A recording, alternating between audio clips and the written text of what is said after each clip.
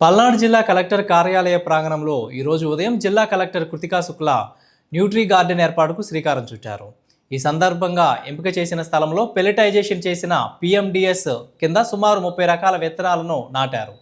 ఈ సందర్భంగా కలెక్టర్ మాట్లాడుతూ జిల్లాలోని ప్రభుత్వ కార్యాలయాలు, పాఠశాలలు, అంగన్వాడీ కేంద్రాలు, PHCలు తదితర ప్రదేశాలలో ఖాళీ స్థలాలు ఉన్న చోట ప్రకృతి వ్యవసాయ విధానంలో న్యూట్రీ గార్డెన్ ఏర్పాటు చేయాలని సూచించారు. ఈ విధానాన్ని అమలు చేయడం ద్వారా రసాయన ఎరువులు, పురుగు మందులు లేని ఆరోగ్యకరమైన ఆహార పదార్థాలను స్వయంగా పండించుకోవచ్చని తెలిపారు. హెల్తీ ఫుడ్, హెల్తీ లైఫ్ భావనను ప్రస్తావిస్తూ ప్రజలు ప్రకృతి ఆధారిత ఆహారాన్ని స్వీకరించాలని పిలుపునిచ్చారు. PMDS ప్రక్రియలో భాగంగా సుమారు 30 రకాల పంటల విత్తనాలను ఎంపిక చేసి బీజామృతంతో శుద్ధి చేసి బంకమట్టి, ఘనజీవామృతం, బూడిదతో కోటింగ్ చేసి విత్తన గుళికలు తయారు చేశారు. ఈ విత్తన గుళికలను భూమిలో సమాన దూరంతో విత్తి తక్కువ నీటి వినియోగంతో పంటల పెరుగుదలకు అనుకూల పరిస్థితులను కల్పించారు. జిల్లా వ్యాప్తంగా న్యూట్రీ గార్డెన్స్ మొదలు పెడుతున్నాము.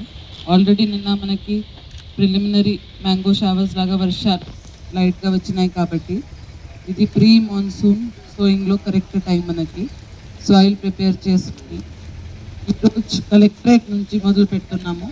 కలెక్టరేట్లోనే ఒక మోడల్గా న్యూట్రీ గార్డెన్ అందరూ వచ్చి ఇక్కడ చూసుకోవడానికి, నేర్చుకోవడానికి ఇక్కడ ముందు ఏర్పాటు చేస్తున్నాము. దీంతో పాటు ప్రతి మండల్ హెడ్ క్వార్టర్స్లో ఆల్రెడీ ల్యాండ్ ఐడెంటిఫై చేసాము. ఒక న్యూట్రీ గార్డెన్ అక్కడ ఈ వారంలో ఏర్పాటు చేస్తున్నాము. దీంతో పాటు మండల్లో ఉన్న అన్ని ఇన్స్టిట్యూషన్స్లో, అంగన్వాడీస్లో, స్కూల్స్లో, హెల్త్ ఇన్స్టిట్యూషన్స్లో ఇదే రకంగా న్యూట్రీ గార్డెన్ పెట్టడం జరుగుతుంది. ఈ హెల్దీ లివింగ్, హెల్దీ ఈటింగ్ కన్సెప్ట్తో ఆర్గానిక్గా ఇవన్నీ పెట్టడం జరుగుతుంది. న్యాచురల్ ఫార్మింగ్ విధానంలో, మామూలు అగ్రికల్చర్ కాకుండా న్యాచురల్ ఫార్మింగ్ విధానంలో నేర్పించి అందరికీ CRPs మనకి ఎవరెవరు ఉన్నారు విలేజ్ లెవెల్లో వాళ్ళందరికీ కూడా ఇది చూపించడం జరిగింది. డెమాన్స్ట్రేషన్గా ఉంటుంది ఇది అందరికీ.